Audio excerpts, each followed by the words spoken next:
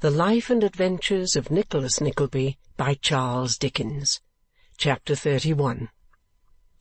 Of Ralph Nickleby and Newman Noggs, and some wise precautions, the success or failure of which will appear in the sequel.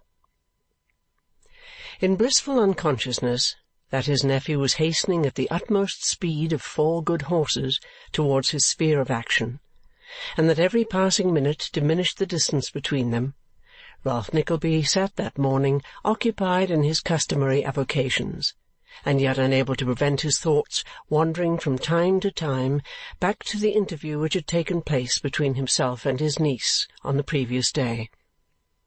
At such intervals, after a few moments of abstraction, Ralph would mutter some peevish interjection, and apply himself with renewed steadiness of purpose to the ledger before him.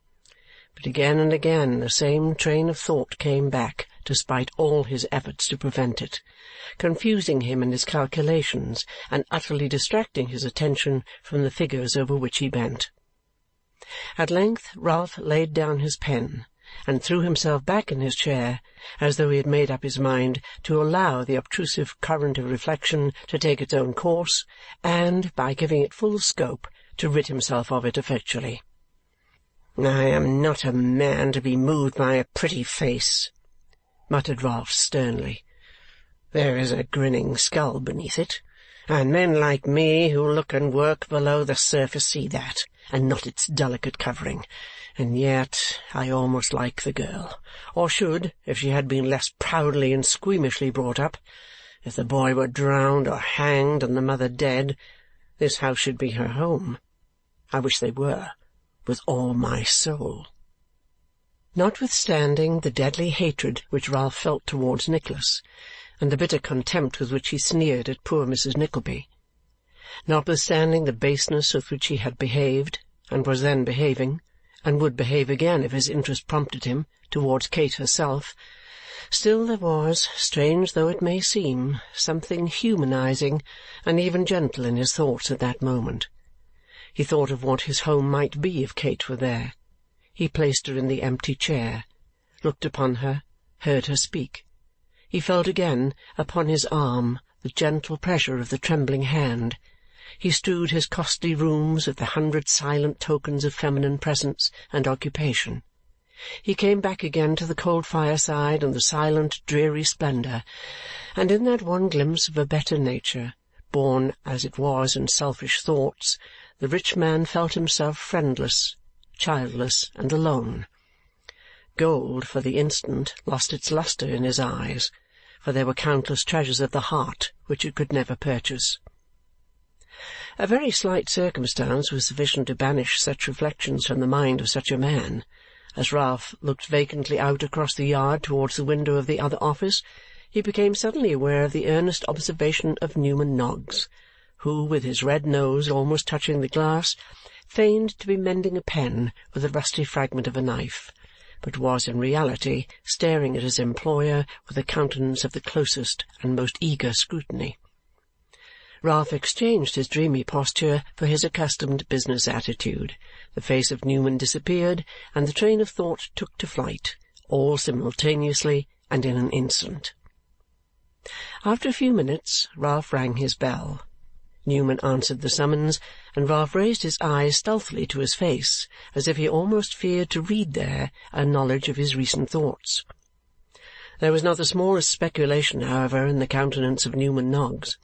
If it be possible to imagine a man, with 2 eyes in his head, and both wide open, looking in no direction whatever and seeing nothing, Newman appeared to be that man, while Ralph Nickleby regarded him. "How now?" growled Ralph. "Oh!" said Newman, throwing some intelligence into his eyes all at once, and dropping them on his master. "I thought you rang." With which laconic remark Newman turned round and hobbled away. "Stop!" said Ralph. Newman stopped, not at all disconcerted. "I did ring." "I knew you did." "Then why do you offer to go if you know that?" "I thought you rang to say you didn't ring," replied Newman. "You often do." "How dare you pry and peer and stare at me, sirrah?" demanded Ralph. "Stare?" cried Newman. "At you!" Which was all the explanation Newman deigned to offer. "Be careful, sir," said Ralph, looking steadily at him. "Let me have no drunken fooling here. Do you see this parcel?" "It's big enough," rejoined Newman. "Carry it into the city, to cross in Broad Street, and leave it there. Quick! Do you hear?" Newman gave a dogged kind of nod to express an affirmative reply, and, leaving the room for a few seconds, returned with his hat. Having made various ineffective attempts to fit the parcel, which was some 2 feet square, into the crown thereof, Newman took it under his arm, and after putting on his fingerless gloves with great precision and nicety, keeping his eyes fixed upon Mr. Ralph Nickleby all the time, he adjusted his hat upon his head with as much care, real or pretended, as if it were a brand-new one of the most expensive quality, and at last departed on his errand. He executed his commission with great promptitude and dispatch, only calling at one public-house for half a minute, and even that might be said to be in his way, for he went in at one door and came out at the other. But as he returned and had got so far homewards as the Strand, Newman began to loiter with the uncertain air of a man who has not quite made up his mind whether to halt or go straight forwards. After a very short consideration, the former inclination prevailed, and making towards the point he had had in his mind, Newman knocked a modest double knock, or rather a nervous single one, at Miss La Creevy's door. It was opened by a strange servant, on whom the odd figure of the visitor did not appear to make the most favourable impression possible, inasmuch as she no sooner saw him than she very nearly closed it, and placing herself in the narrow gap, inquired what he wanted. But Newman, merely uttering the monosyllable "Noggs," as if it were some cabalistic word, at sound of which bolts would fly back and doors open, pushed briskly past and gained the door of Miss La Creevy's sitting-room before the astonished servant could offer any opposition. "Walk in, if you please," said Miss La Creevy in reply to the sound of Newman's knuckles, and in he walked accordingly. "Bless us!" cried Miss La Creevy, starting as Newman bolted in. "What did you want, sir?" "You have forgotten me," said Newman with an inclination of the head. "I wonder at that. That nobody should remember me, who knew me in other days, is natural enough, but there are few people who see me once forget me now." He glanced as he spoke at his shabby clothes and paralytic limb, and slightly shook his head. "I did forget you, I declare," said Miss La Creevy, rising to receive Newman, who met her half-way, "and I am ashamed of myself for doing so, for you are a kind, good creature, Mr. Noggs. Sit down and tell me all about Miss Nickleby. Poor dear thing, I haven't seen her for this many a week." "How's that?" asked Newman. "Why, the truth is, Mr. Noggs," said Miss La Creevy, "that I have been out on a visit. The first visit I've made for 15 years. "That is a long time," said Newman sadly. "So it is a very long time to look back upon in years, though somehow or other, thank heaven, the solitary days roll away peacefully and happily enough," replied the miniature painter. "I have a brother, Mr. Noggs, the only relation I have, and all that time I never saw him once. Not that we ever quarrelled, but he was apprenticed down in the country, and he got married there, and new ties and affection springing up about him, he forgot a poor little woman like me, as it was very reasonable he should, you know. Don't suppose that I complain about that, because I always said to myself, it is very natural. Poor dear John is making his way in the world, and has a wife to tell his cares and troubles to, and children now to play about him. So God bless him and them, and send we may all meet together one day where we shall part no more. But what do you think, Mr. Noggs," said the miniature painter, brightening up and clapping her hands, "of that very same brother coming up to London at last, and never resting till he found me out? What do you think of his coming here, and sitting down in that very chair, and crying like a child because he was so glad to see me? What do you think of his insisting on taking me down all the way into the country to his own house? Quite a sumptuous place, Mr. Noggs, with a large garden and I don't know how many fields, and a man in livery waiting at table, and cows and horses and pigs and I don't know what besides, and making me stay a whole month, and pressing me to stop there all my life. Yes, all my life. And so did his wife, and so did the children, and there were 4 of them, and one, the eldest girl of all, they had named after me, 8 good years before. They had indeed. Oh, I never was so happy in all my life, I never was. The worthy soul hid her face in a handkerchief and sobbed aloud, for it was the first opportunity she had had of unburdening her heart, and it would have its way.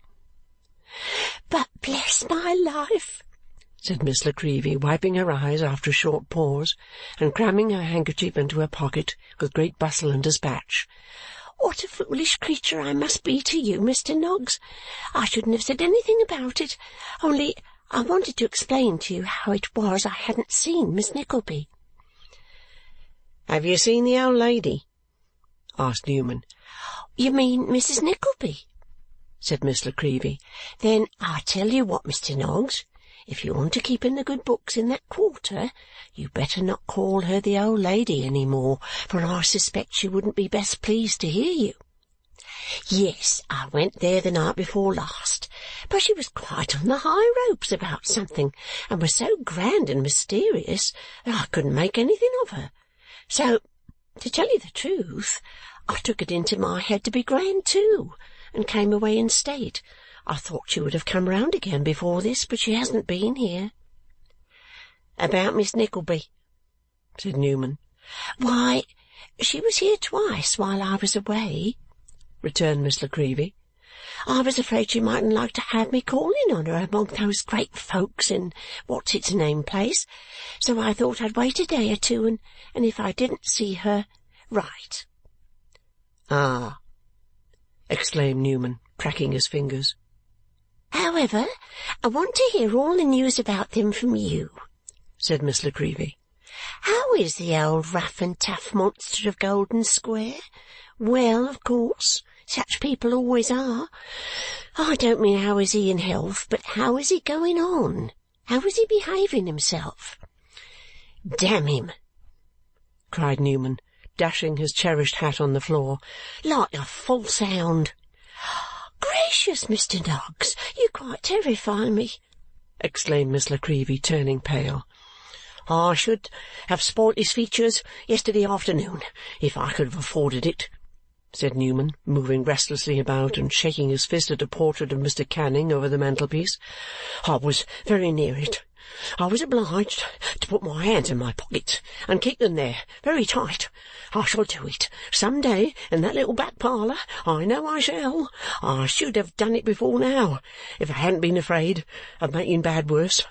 I shall double-lock myself in with him and have it out before I die. I am quite certain of it." "Oh, I shall scream if you don't compose yourself, Mr. Noggs," said Miss La Creevy. "I'm sure I shan't be able to help it." "Never mind," rejoined Newman, darting violently to and fro. "He's coming up to-night. I wrote to tell him. He little thinks I know. He little thinks I care. Cunning scoundrel. He don't think that. Not he, not he. Never mind. I thought him. I, Newman Noggs. Oh, the rascal!" Lashing himself up to an extravagant pitch of fury, Newman Noggs jerked himself about the room with the most eccentric motion ever beheld in a human being, now sparring at the little miniatures on the wall, and now giving himself violent thumps on the head as if to heighten the delusion, until he sank down in his former seat quite breathless and exhausted. "There," said Newman, picking up his hat. "That's done me good. Now, I'm better, and I'll tell you all about it." It took some little time to reassure Miss La Creevy, who had been almost frightened out of her senses by this remarkable demonstration, but that done, Newman faithfully related all that had passed in the interview between Kate and her uncle, prefacing his narrative with a statement of his previous suspicions on the subject and his reasons for forming them, and concluding with a communication of the step he had taken in secretly writing to Nicholas. Though little Miss La Creevy's indignation was not so singularly displayed as Newman's, it was scarcely inferior in violence and intensity. Indeed, if Ralph Nickleby had happened to make his appearance in the room at that moment, there is some doubt whether he would not have found Miss La Creevy a more dangerous opponent than even Newman Noggs himself. "God forgive me for saying so," said Miss La Creevy as a wind-up to all her expressions of anger, "but I really feel as if I could stick this into him with pleasure."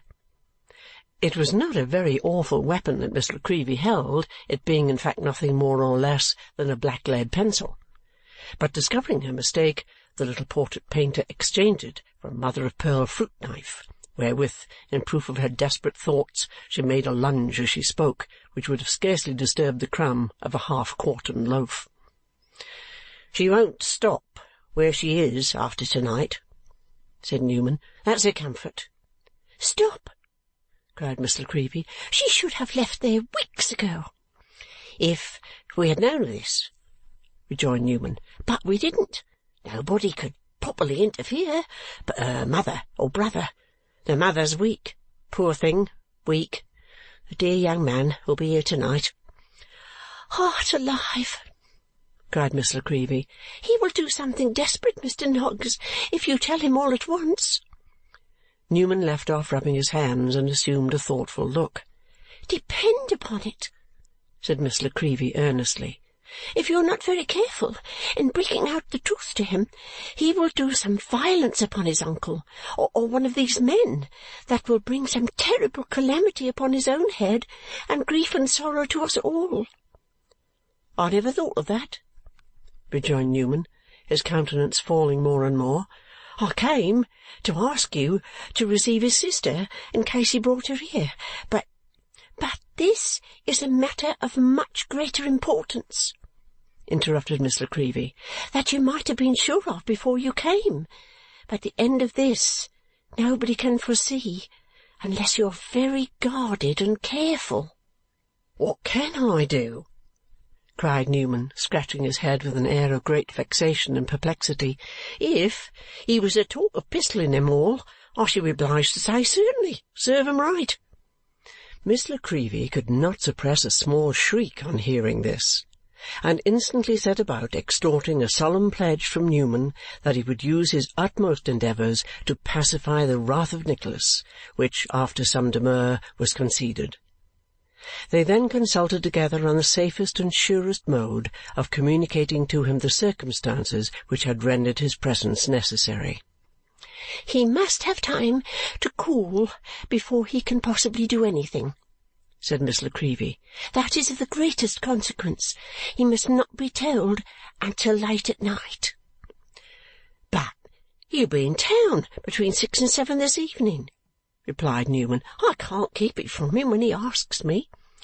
"Then you must go out, Mr. Noggs," said Miss La Creevy. "You can easily have been kept away by business and must not return till nearly midnight." "Then he will come straight here," retorted Newman. "So I suppose," observed Miss La Creevy.